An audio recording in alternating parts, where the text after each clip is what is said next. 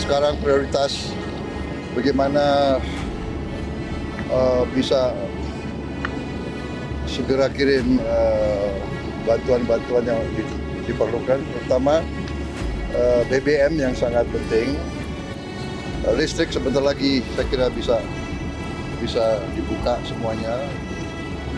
BBM tadi yang dilaporkan ke saya yang sangat penting.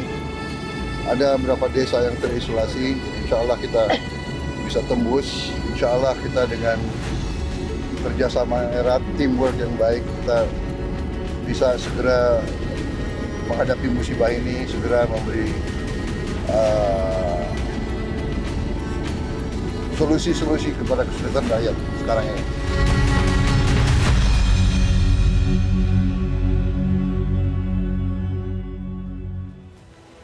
Selamat malam pemirsa, duka kita untuk Sumatera. Selain mengakibatkan ratusan orang meninggal dunia, bencana banjir dan tanah longsor di Provinsi Aceh, Sumatera Utara, dan Sumatera Barat juga mengakibatkan kerugian yang diperkirakan mencapai puluhan triliun rupiah. Bencana Sumatera juga diperkirakan mempengaruhi pertumbuhan ekonomi wilayah Sumatera. Proyek rehabilitasi pasca bencana diharapkan mampu membangkitkan kembali Sumatera. Pemirsa, bersama saya Leonard Samosir, inilah Top Ekonomi.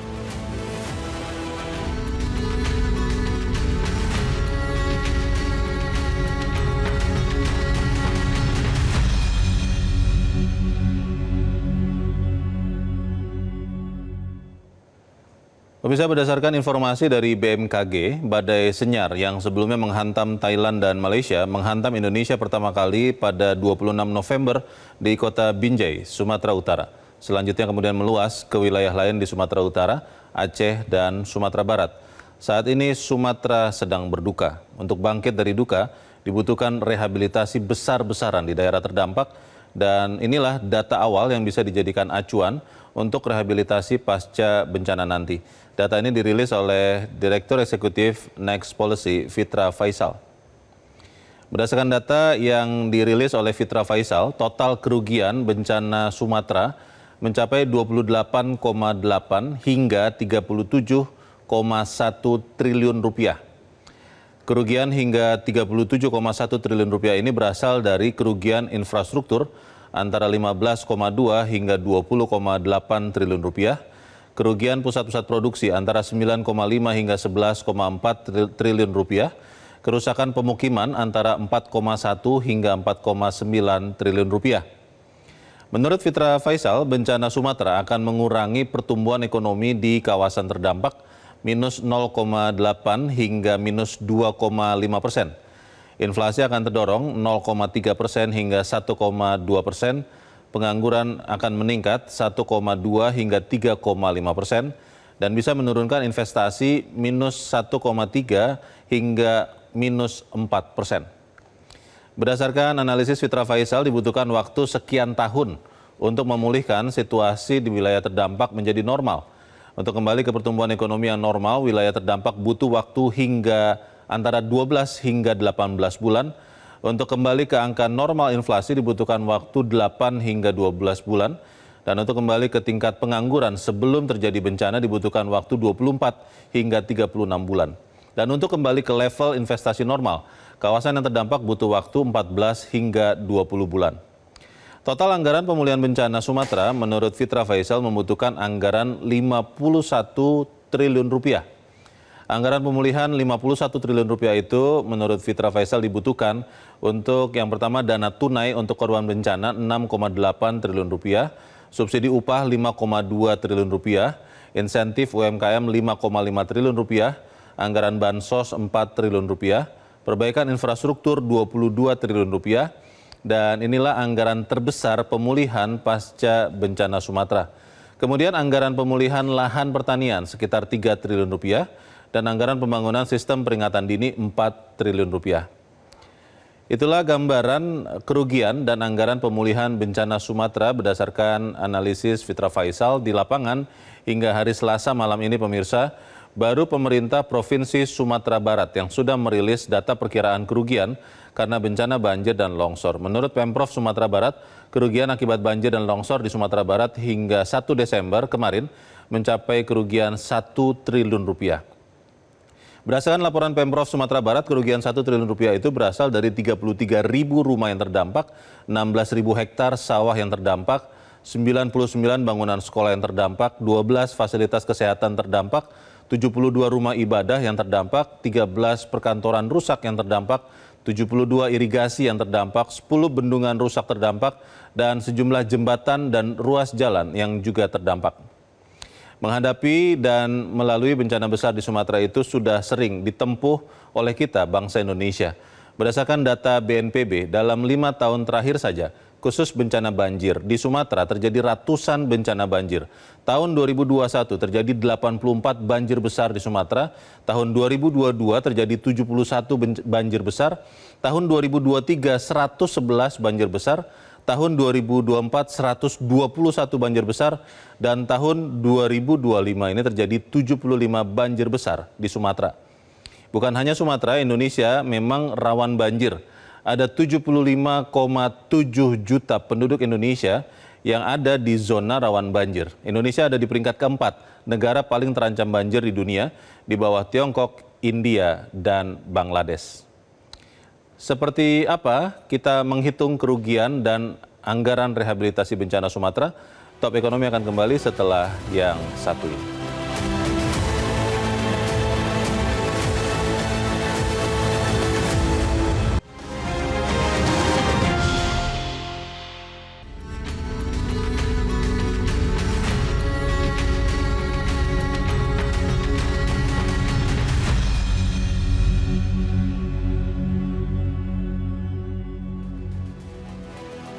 Pemirsa, bersama kami pada malam hari ini telah hadir 4 orang narasumber, 2 orang di studio dan 2 orang tersambung lewat sambungan telekonferensi Zoom. Saya menyapa dulu yang tersambung lewat Zoom, ada Sekjen Palang Merah Indonesia, Bapak A.M. Fakir. Pak Fakir, selamat malam. Selamat malam, Bang Leo. Ya, terima kasih sudah diberikan waktu dan juga telah bergabung lewat sambungan Zoom anggota Komisi 4 DPR RI yang saat ini sedang ada di Gorontalo, Pak Rohmin Dahuri. Pak Rohmin, selamat malam. Selamat malam, Bang Leo. Baik, terima kasih sudah disempatkan waktu dan saya ingin menyapa juga narasumber saya di studio. Di ujung jauh dari saya, hanya karena kebetulan saja, unsur pengarah 5 BNPB, Bapak Jonathan Victor Rembet. Pak Victor, selamat malam. Malam. Dan juga telah hadir bersama kita, ekonom UI, yang juga masih ada di Badan Komunikasi Pemerintah, Fitra Faisal Hastiadi. Mas Fitra, selamat malam. Selamat malam, Bang Leo. Malam ini hadir sebagai? Iya, ekonom UI aja. Ekonom UI. Baik, saya ingin bertanya dulu ke Pak Victor ya. Pak Victor, berdasarkan data terakhir dari BNPB, seperti apa kondisi kerusakan yang terjadi di 3 provinsi itu, Pak? Ada di Aceh, ada di Sumatera Utara, Sumatera Barat. Lalu yang paling parah itu sebetulnya yang mana, Pak? Ya, kalau melihat data kerusakan belum final karena memang pelaporan berjenjang. Jadi pelaporan berjenjang kabupaten kota dan kemudian sampai ke provinsi dan kemudian direkap. Tetapi kalau melihat dari akses untuk hubungan antar kota dan lain, itu Sumatera Utara dan Aceh yang cukup parah. Tetapi kalau melihat dari yang meninggal dunia memang Sumatera Utara yang paling tinggi tingkat kematiannya. Sampai kita bicara sekarang jumlah korban jiwa itu sudah di kisaran angka berapa, Pak? Kisaran lebih dari 500 sudah pasti ya. Lebih dari 500? Ya. Bukannya sudah 600-an, Pak? Ya sudah, artinya 600 masih dikonfirmasi lagi ya. Oh, oke. Dan yang hilang? Yang hilang masih sekitar 300, sekitar 400-an ya. 400-an. Ya. Ya, kita tentunya berharap ada mujizat, tapi kalau misalnya yang hilang itu kemudian ditemukan juga tewas, artinya sekitar 1000-an. Bisa jadi. Ya. Bisa jadi di 3 provinsi itu sekitar 1000-an. Iya, total. Kita bicara total. Bicara soal penanggulangan, BNPB sekarang itu masih punya anggaran, Pak, untuk melakukan tanggap darurat yang pertama kali atau seperti apa? Kita punya mekanisme namanya DSP, dana siap pakai. Dana siap pakai? Jadi dana siap pakai itu bisa diadakan ketika khusus untuk pos tanggap darurat. Jadi artinya itu bisa dilakukan untuk BNPB, tetapi juga untuk kementerian lembaga terkait yang memerlukan topangan dana, dan itu menjadi bagian dari mekanisme pelaksanaan tanggap darurat yang ada di Indonesia. Berapa tadi besarannya Pak Victor? Maksudnya? Besar dananya tadi? Ya tergantung dari kebutuhan, karena memang tidak ada plafon, karena itu dana siap pakai memang tergantung dari apa yang dikeluarkan dan apa yang dibiayai. Oh oke. Jadi kisaran miliaran, triliunan ada dananya?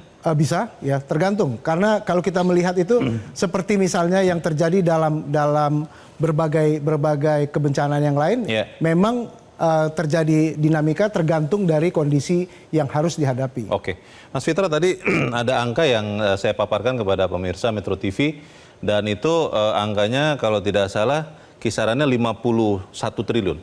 Ya, itu untuk yang upper bound ya. Jadi 51 triliun itu adalah gelontoran dana fiskal yang untuk kemudian recovery period ya, antara 3 sampai 4 tahun ya. Jadi tidak langsung dalam 1 tahun. Tetapi ini kan wide ranging dari yang lower bound sampai upper bound. Kalau kita bicara yang lower bound itu 28,8 triliun potensi kerusakannya, damage-nya. Sementara yang upper bound itu 37,1 triliun, tetapi ya tentunya dana kompensasinya itu harus lebih tinggi dibanding itu, karena untuk menutup luka itu jauh lebih tebal uangnya. Nah, kalau sebagai bandingan, kalau kita bicara tsunami Aceh 2004 itu jumlahnya kalau menurut data dari Brookings itu 41,1 triliun rupiah.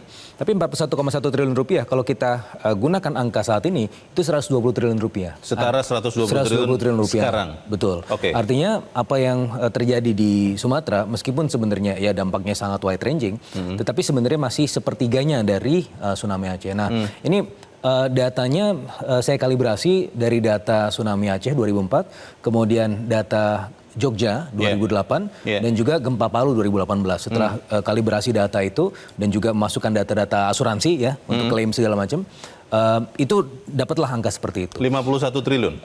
51 triliun adalah dana kompensasi untuk recovery, tetapi untuk impact-nya itu antara 28,8 triliun sampai 37,1 triliun. Impact itu maksudnya sampai kondisi apa tuh? Betul. Jadi kalau kita bicara economy wide impact, artinya kita harus mengukur dari beberapa tempat sekaligus. Pertama dari sisi infrastrukturnya. Nah, ini kan yang sekarang sedang dihitung ya oleh pemerintah daerah Sumatera Barat, sudah mengeluarkan angka 1 triliun misalnya. Tapi infrastruktur juga punya dampak lanjutannya, tidak hanya infrastruktur fisiknya, tapi infrastruktur non fisik itu juga harus dihitung. Nah, itu yang pertama. Yang kedua adalah kita juga harus menghitung productivity loss. Nah, kalau dalam hitungan saya productivity losses-nya itu ranging antara 9,2 triliun sampai 11,4 triliun rupiah. Dan juga ada potensi household income loss ya antara 4,1 sampai 4,9 triliun rupiah. Artinya orang-orang yang terdisplace ini kan nggak bekerja. Ketika nggak bekerja berarti sumber penghidupannya hilang gitu kan. Dan itu yang harus segera diintervensi. Nah, itu yang kemudian menjadi satu total bangunan dampak ekonomi ya dari bencana. Angka yang Anda sampaikan ini, Mas Fitra, itu angka resmi dari pemerintah karena Anda juga adalah tenaga ahli Badan Komunikasi Pemerintah, atau dari Anda sebagai ekonom UI atau Next Policy atau yang mana nih? Ya, saya memang punya beberapa afiliasi sekaligus, Bung Leo. Tapi di sini saya hadir sebagai ekonom UI, yang kebetulan kampungnya juga di Sumatera Barat. Jadi saya bikin hitung-hitungan itu karena memang ya saya merasa penting ya untuk kemudian mengedepankan angka ini untuk kemudian segera diketahui pemerintah, dan sepertinya Presiden sudah tahu ya angka-angka ini untuk segera diantisipasi. Sudah diadopsi belum angka itu? Untuk kemudian dinyatakan resmi oleh pemerintah? Mudah-mudahan ya, karena kalau kita lihat ya, ada potensi scaring effect, ada potensi efek luka ya, yang kemudian kalau tidak segera diintervensi langsung, jadi window-nya itu antara 3 bulan sampai 6 bulan. Kalau tidak ada keluar dalam sejumlah tertentu uangnya, itu bisa ada scaring effect. Gitu. Saya ingin menyapa Pak Fakir. Pak Fakir, PMI tentunya sudah ada di daerah bencana ya Pak. Assessment PMI seperti apa Pak Fakir? Apakah korban sudah tertangani atau seperti apa Pak? Ya, kita memang sekarang tahap darurat ya, tanggap darurat. Jadi yang kita utamakan memang penyelamatan dulu. Dan memang evakuasi adalah salah satu yang kita prioritaskan. Dan kita melihat memang karena beberapa hambatan, baik akses, komunikasi, transportasi, termasuk listrik dan sebagainya, itu memang menghambat kita di dalam upaya evakuasi tadi.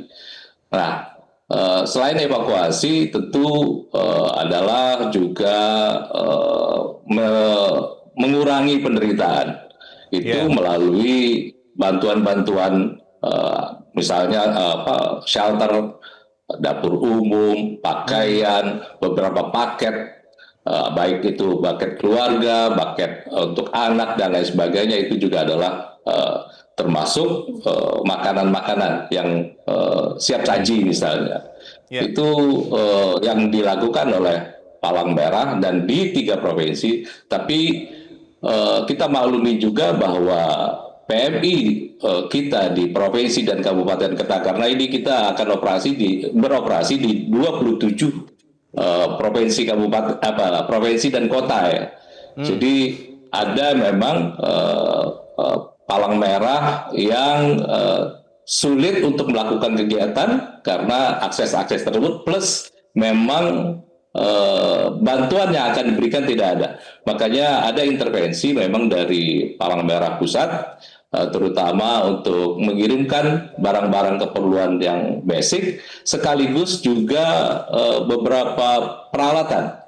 Ini kita akan mengerahkan mungkin sekitar 60 tangki air, karena apapun bencananya, maka air bersih adalah yang menjadi kebutuhan pertama dari. Pak Fakir, siap. Informasi dari teman-teman PMI yang sudah ada di lokasi, Pak, di 3 provinsi, apakah semua wilayah baik di Aceh, Sumatera Utara, Sumatera Barat itu semuanya saat kita bicara ini, Pak, sudah bisa ditembus, sudah bisa diakses, atau masih ada yang terisolir, Pak? Masih ada yang terisolir, terutama di Aceh. Masih ada yang terisolir, terutama di Aceh. Ya, kesulitan kita memang masuk ke daerah situ. Tapi melalui artinya berantai ini, upaya-upaya berantai, maka ya mudah-mudahan dalam waktu segera kita bisa mendapatkan akses ke daerah terisolasi tersebut. Oke, Pak Romin, ini tentunya sebagai wakil rakyat Anda juga mengikuti apa yang sedang terjadi ini, dan pertanyaannya ini, Pak, beberapa waktu belakangan sekian orang memintakan untuk pemerintah pusat menetapkan status bencana nasional karena asumsinya itu akan mempercepat koordinasi, akan memperbesar anggaran. Lalu kalau ada negara sahabat yang ingin membantu, mereka bisa dengan lebih yakin untuk membantu, karena kalau tidak ada status itu bisa dianggap intervensi. Kalau DPR melihat status bencana nasional itu seperti apa saat ini untuk saudara-saudara kita di Sumatera, Pak? Yang pertama, kami DPR mengucapkan prihatin dan duka yang mendalam kepada saudara-saudara kita di Sumatera, khususnya di Aceh, Sumatera Utara, dan Sumatera Barat. Yang kedua, kami berharap kalau di DPR itu 3 hal dalam menghadapi bencana ya. Pertama tentunya adalah program aksi untuk bagaimana menyelamatkan dan mengurangi beban penderitaan saudara-saudara kita yang menjadi korban ya, termasuk dampak ekonomi, infrastruktur dan seterusnya. Yang kedua adalah kita maunya menjadi bangsa pembelajar ya. Kalau kita melihat dari peristiwa bencana alam 1 dan yang lainnya kan seolah-olah kita itu tidak pernah mau belajar gitu ya. Artinya belajar tuh harusnya bangsa ini cepat mengenali root causes atau akar masalah dari banjir ini, supaya kedepannya kalau bisa itu tidak terjadi kerugian material yang berarti gitu ya. Dan itulah yang terjadi di negara-negara yang maju dan benar ya. Ada learning process. Jadi kita seolah-olah sangat memalukan itu. Hampir semua kita tuh bekerja kayak bangsa pemadam kebakaran. Kalau sudah ada peristiwa bencana, geruduk-geruduk ke situ, diliput media massa, lalu selesai gitu. Benar-benar senseless, nggak ada empati itu. Kami sangat sedih. Oke, gitu. Pak Romin, untuk status bencana nasional menurut Anda seperti apa, Pak? Ya itu tentunya ada kriterianya, tetapi kalau kita lihat dari kerugian ekonomi, kerugian jiwa ya, tadi yang diungkapkan oleh Pak Fitra dari UI ya, walaupun memang ini bervariasi. Kalau Pak Fitra kan tadi maksimum atau upper range-nya kan sekitar 51, sekian triliun ya. Tetapi Selios itu menghitung sekitar 67,38 triliun. Jadi saya kira ini akan evolving perhitungan itu. Tetapi kalau kita compare dengan bencana tsunami yang tadi kalau Pak Fitra ngitung ini sepertiganya ya, tetapi ini masih terus dihitung karena penghitungan orang yang hilang dan seterusnya masih berkembang gitu. Kami berpikir wajar ya kalau ini dimasukkan dalam kategori bencana nasional gitu ya, karena casualties-nya atau korbannya banyak sekali dan kerugian ekonominya juga. Pak Romin, ya Pak, masalahnya 3 gubernur Sumatera Barat, Aceh, dan Sumatera Barat itu belum menyatakan ketidaksanggupan, Pak. Dan undang-undang mengatakan itu syarat mutlak untuk kemudian pemerintah pusat menetapkan status bencana nasional. Solusinya apa, Pak? Iya, harusnya gubernur jujur ya, saya membaca psikologi gubernur ya, sangat boleh jadi gitu ya, beliau-beliau niatnya baik ya, tidak mau dikatakan tidak mempunyai responsibility ya, atau sedikit-sedikit menyerah ya. Tetapi sekali lagi kalau dari perhitungan kuantitatif gitu ya, dan apalagi kalau melihat root cause ya, atau akar masalahnya, di mana penggundulan hutan itu menurut hemat kami itu merupakan akar masalah yang paling utama. Manajemen das itu, daerah aliran sungai pun sangat amburadul. Di undang-undang kita ada yang namanya sempadan sungai, tapi tidak ada sempadan sungai sedikit pun. Lihat itu yang dibotakin untuk pertambangan. Jadi kalau ini tidak dimasukkan sebagai bencana nasional, mohon maaf menteri-menteri terkait, terutama Menteri Kehutanan ya, Menteri PU itu akan senseless seperti sekarang ini. Padahal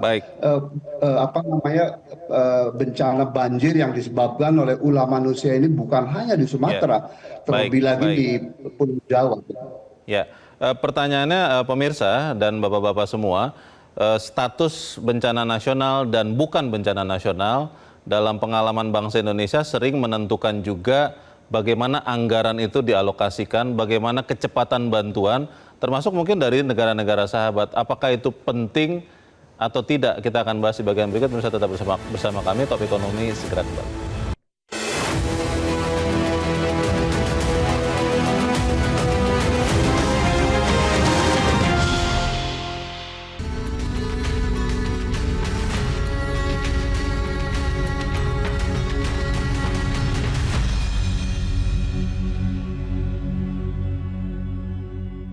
Mobilisasi nggak akan mungkin mampu, pasti kita akan make up dari provinsi maupun dari pusat, terutama ini all out semua untuk secepat mungkin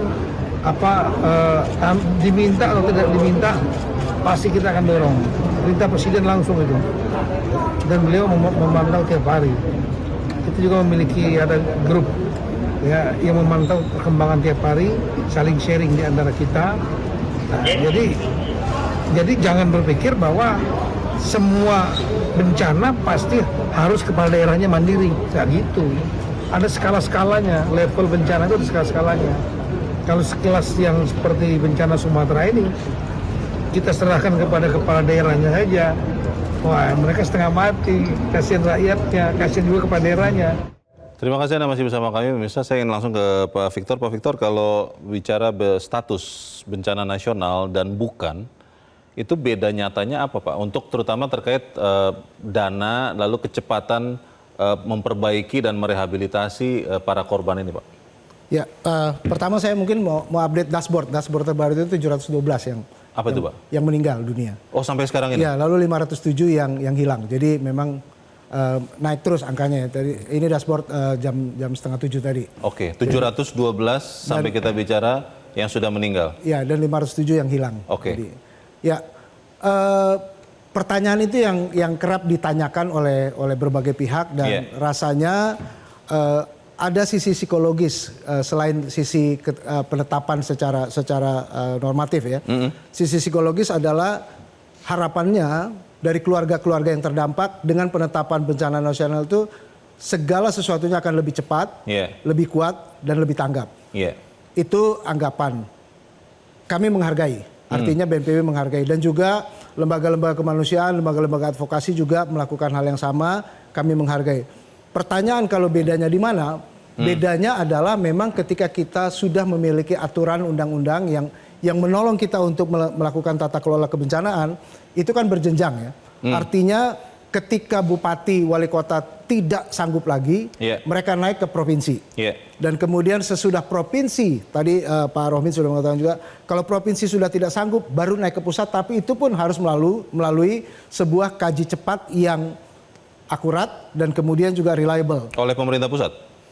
Itu dilakukan bersama pemerintah pusat dan kemudian daerah. kementerian dan lembaga bekerja bersama-sama untuk memverifikasi angka-angka tersebut. Sehingga kalaupun itu ditentukan sebagai bencana nasional melalui proses yang akuntabel dan kemudian bisa melakukan secara berjenjang semua pihak. Dan oleh karena itu kalau bedanya apa?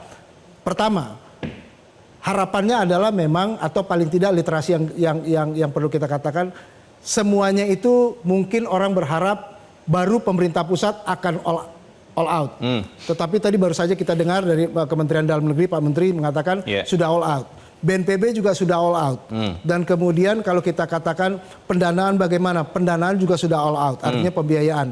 Nah, bedanya apa? Ketika kita sudah mencanangkan bencana nasional, artinya kita membuka pintu untuk ekstra aktor, artinya dari luar Indonesia bantuan sudah bisa asing. hadir, bantuan asing. Tapi tetap kita yang memutuskan kan, mau menerima atau tidak? Iya, tetapi itu sudah merupakan bagian dari mekanisme di mana paling tidak lembaga-lembaga yang multilateral, misalnya UN ataupun apapun itu bisa. Dan sampai saat terakhir Pak Victor, 3 gubernur tetap menyatakan belum menyatakan ketidaksanggupan. Belum ada. Itu belum ada ya? Belum ada ya. Baik, kita ingin menyapa dulu rekan kami Iqbal Himawan yang saat ini ada di lokasi bencana di wilayah Tapanuli Utara.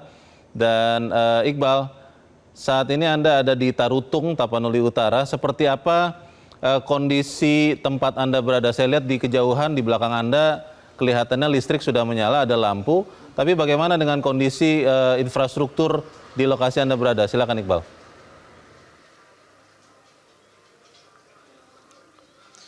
Leo, kalau di kota Tarutung di Tapanuli Utara ini sendiri memang kehidupan berjalan lancar karena ini berjarak sekitar beberapa puluh kilometer ya dari lokasi yang paling parah terdampak bencana, yakni seperti contohnya di Dusun Lobu Piningi dan juga dusun atau desa Sibalanga. Nah, di desa Sibalanga inilah yang aksesnya terputus sama sekali sehingga akses dari kota Tarutung menuju Sibolga ini putus total.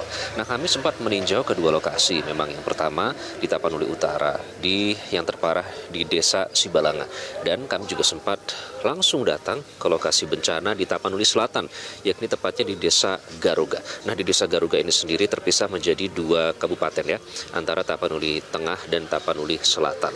Di situ terlihat sekali kehancurannya. Jika kita berbicara soal infrastruktur, kehancuran di Tapanuli Selatan mungkin lebih terlihat nyata, apalagi kalau kita melihat gambar udara. Sekilas saja secara kasat mata saja terlihat bahwa kehancurannya begitu besar, dampaknya begitu besar dari bencana banjir dan longsor yang terjadi pada 25 November 2025 yang lalu. Memang kalau kita berbicara di tempat saya berada saat ini di kota Tarutung, yang terasa saat ini adalah perputaran ekonomi bagi beberapa warga ini terhenti karena langkanya BBM yang tersedia. Terjadi krisis BBM sehingga beberapa warga yang menggantungkan mata pencaharian mereka dari ketersediaan BBM ini otomatis tidak bisa bekerja seperti sedia kala. Artinya mereka harus menganggur untuk sementara sampai BBM pasokannya kembali normal. Ini mereka diantaranya ada driver atau supir angkot, kemudian supir bentor, kemudian yang pemilik warung, dan juga beberapa bahkan sampai ke guru, dan juga banyak pemilik UMKM yang mengeluhkan ketidaktersediaannya BBM yang ada di SPBU di seluruh kota. Sementara itu, infrastruktur yang kami lihat terparah memang di desa Garuga di Tapanuli Tengah. Di situ jalan hancur, hampir tidak terlihat sama sekali. Lebih terlihat seperti hamparan pasir, terlihat seperti pantai bahkan, karena semua rumah yang ada di situ itu sudah tersapu oleh longsor yang terjadi pada 25 November lalu. Dan kalau kita berbicara soal angka ya, memang ada beberapa lembaga yang sudah mengeluarkan perkiraan angka atau material yang dihitung berdasarkan jumlah kerugian material. Yang kami kutip beberapa di antaranya ini menyebutkan kerugian di Sumatera Utara mencapai 2,07 triliun rupiah. Tapi setidaknya dari yang kami lihat di desa Garoga saja yang terbentang mulai dari Tapanuli Selatan hingga Tapanuli Tengah, ini infrastruktur yang hancur. Ini antara ratusan rumah yang ada di seluruh desa Garoga itu hampir tidak terlihat lagi bentuknya, bahkan banyak yang sudah tersapu sehingga tinggal ada hamparan pasir. Kemudian barang-barang berharga milik warga seperti emas, kemudian uang dan juga surat-surat berharga. Kemudian pasar, rumah ibadah, baik itu gereja, masjid maupun tempat ibadah lain, kemudian perkantoran, sekolah-sekolah, kendaraan warga seperti mobil, sepeda motor, jaringan telekomunikasi, kemudian kabel fiber optik, toko-toko dan juga warung milik warga ataupun UMKM milik warga. Dan juga yang sangat berpengaruh terhadap masa depan dari para korban longsor dan banjir adalah kebun dan juga sawah. Ini hancur semua, longsor disapu oleh longsor maupun banjir. Karena sebagian besar atau bahkan hampir 90% ya warga yang desa Garoga ini bermata pencarian sebagai petani maupun berladang. Nah, sawah mereka yang sebenarnya sudah hampir sedikit lagi dipanen ternyata hancur diterjang oleh longsor dan banjir. Begitupun gudang-gudang yang sehari-hari menyimpan bahan pangan seperti beras, ketela, singkong dan lain-lain itu juga tersapu oleh longsor maupun banjir. Itu pun dihitung sebagai kerugian material. Dan pendapatan warga juga otomatis hilang, Leo. Iqbal, yang tadi Anda sudah katakan ada desa Garoga, ada beberapa tempat yang terisolir. Saat kita berbicara saat ini, apakah mereka, maksud saya daerah-daerah itu juga masih terputus atau memang sudah ada upaya perbaikan, rehabilitasi yang sedang dilakukan mungkin tadi siang atau bagaimana kondisi terakhir?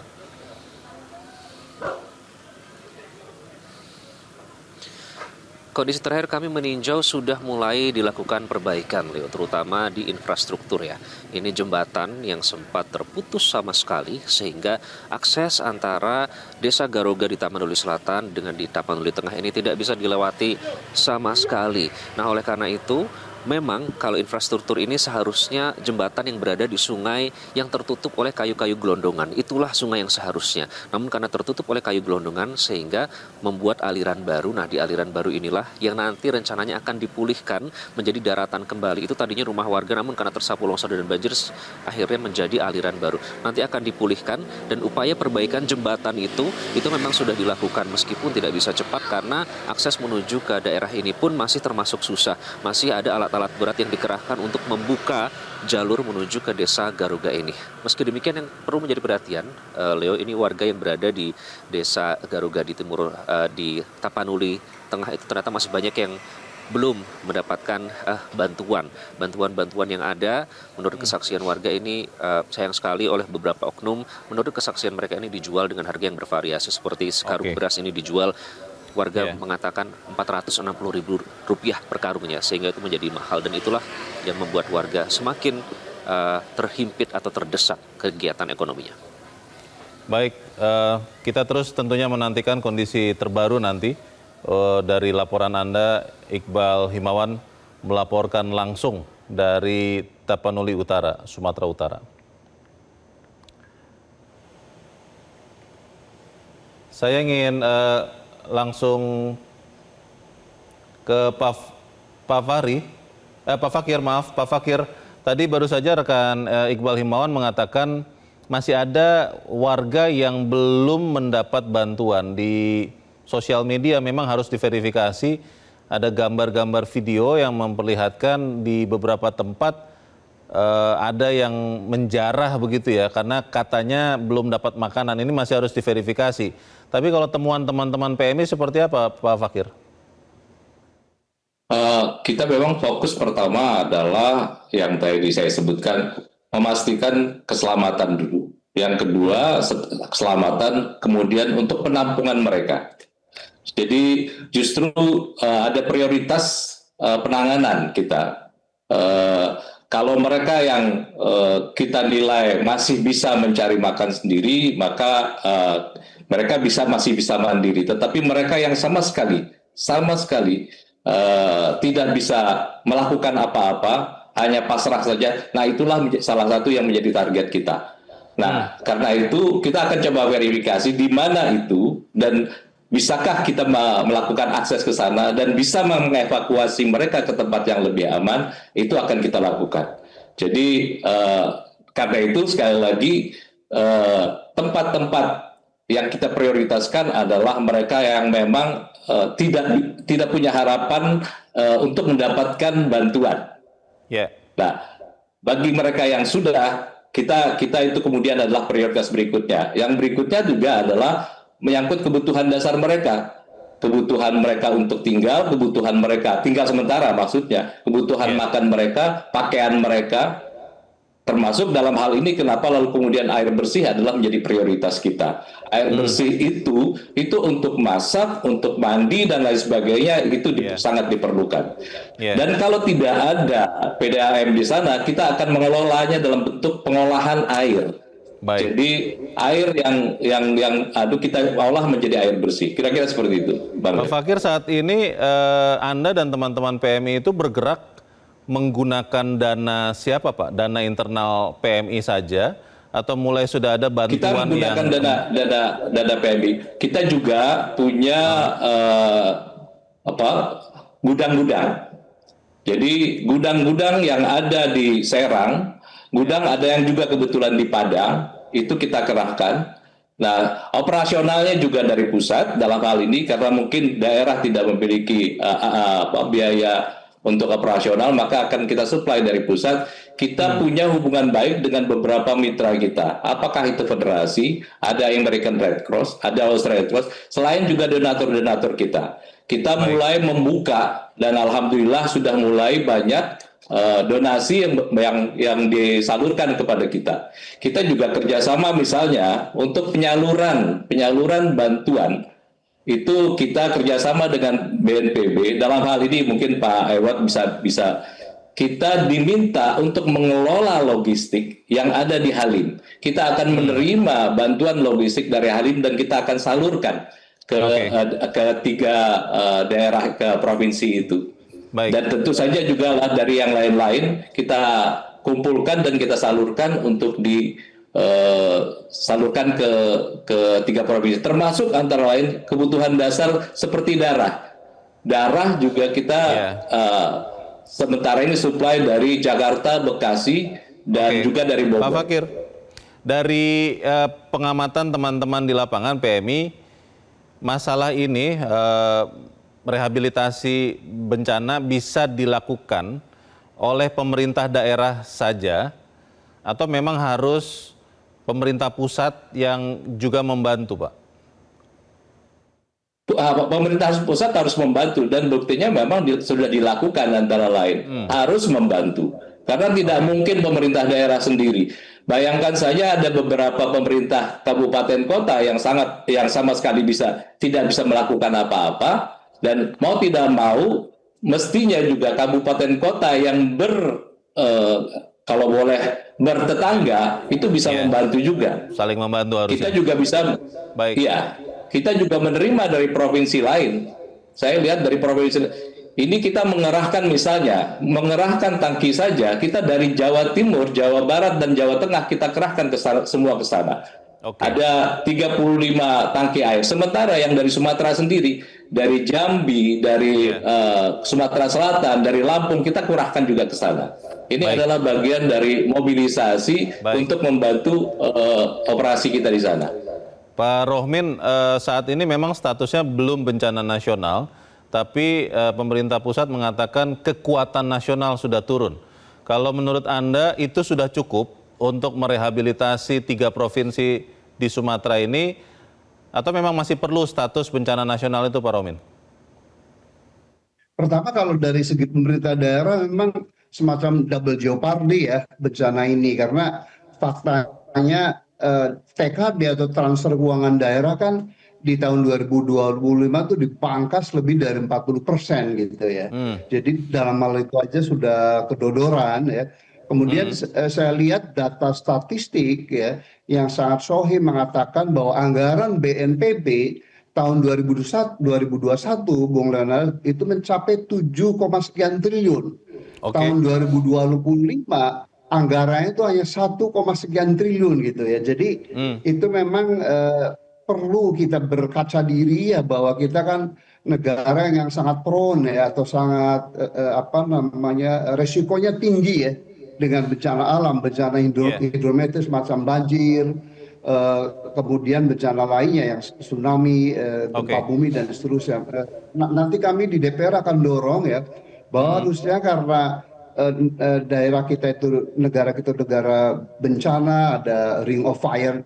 Bayangin 70% of vulkan atau gunung berapi located terdapat di negara kita. Lalu kita pun salah satu negara yang sangat-sangat berisiko tinggi terhadap bencana hidrometris seperti banjir. Jadi itu nanti di DPR akan kami tekankan bahwa harusnya untuk dana bencana jangan dikurangi secara drastis. Baik, kita harus jeda kembali, Bapak-Bapak dan pemirsa tetaplah bersama kami. Top Ekonomi segera kembali.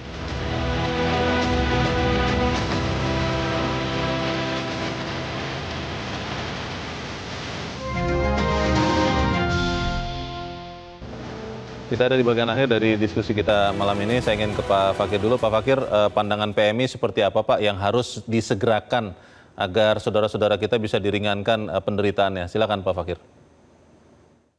Terima kasih Bang Leo. Kita membayangkan akan beroperasi mungkin lebih dari setahun di sana itu. Jadi kita akan selalu mempersiapkan diri untuk keperluan itu tadi dalam tahapan rehabilitasi. Jadi tidak seperti yang lain mungkin hanya sebentar, kita akan tetap di sana. Selama masih ada warga kita yang di penampungan, maka kita akan tetap melakukan operasi di sana. Dan apakah itu keperluan kesehatan, keperluan sehari-hari dan lain sebagainya, kebutuhan dasar, kita akan membantu di situ. Kita target memang tidak banyak, mungkin hanya penerima manfaat lebih dari 50.000 lah, itu aja sudah mungkin, terutama yang sangat 50.000 orang jiwa ya. Dan itu akan cukup membantu mereka yang mempersiapkan diri untuk kembali hidup normal. Kira-kira seperti itu, Bang Leo. Terima kasih Pak Fakir. Pak Rohmin, apa Pak yang akan dilakukan DPR Pak untuk membantu saudara-saudara kita di Sumatera Pak? Iya. Buat kami 3 ya dari peristiwa ini yang harus kita lakukan. Pertama adalah tindakan kuratif ya, itu memang ranahnya BNPB dan PMI dan pemerintah daerah. Tapi yang kedua buat kami di DPR itu adalah pembelajaran. Kita harus benar-benar melakukan tobat ekologis karena data yang kami peroleh dari World Resource Institute bahwa dari tahun 2000 sampai tahun 2014 hanya dalam 14 tahun hutan Sumatera tuh hilang 8 juta hektar, Bung Leonard. Sekitar 22% dari luas hutan itu. Jadi enough is enough.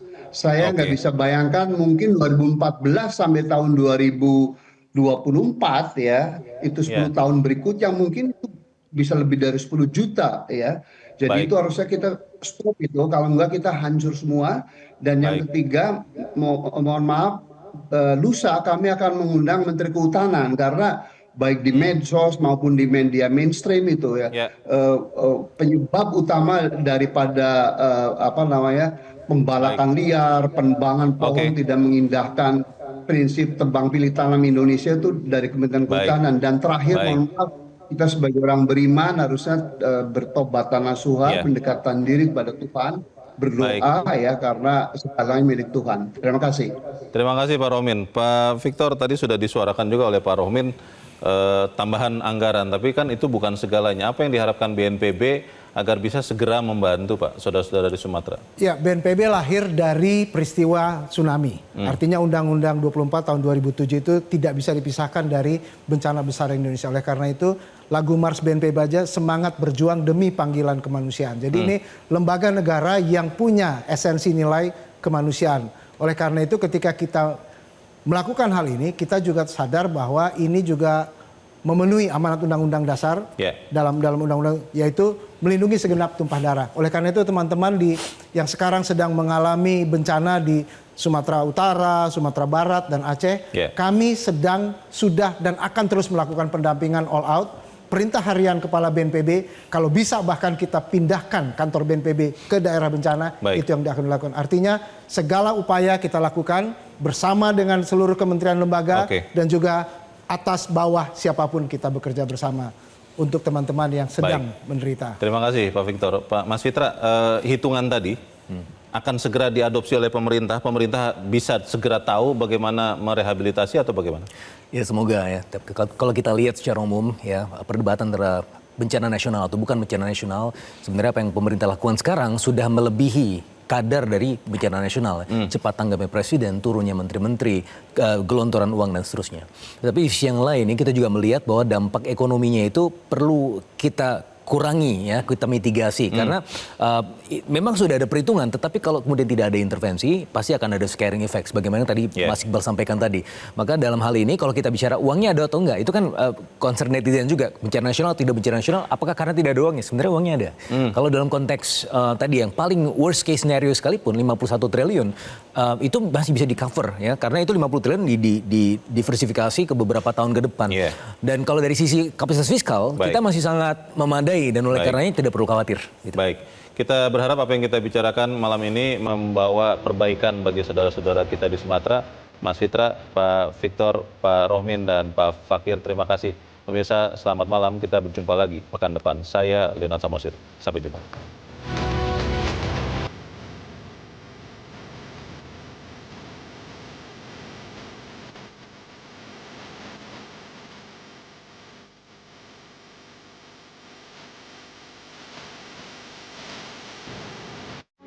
Metro TV. Jelajahi cara baru mendapatkan informasi. Download Metro TV Extend sekarang.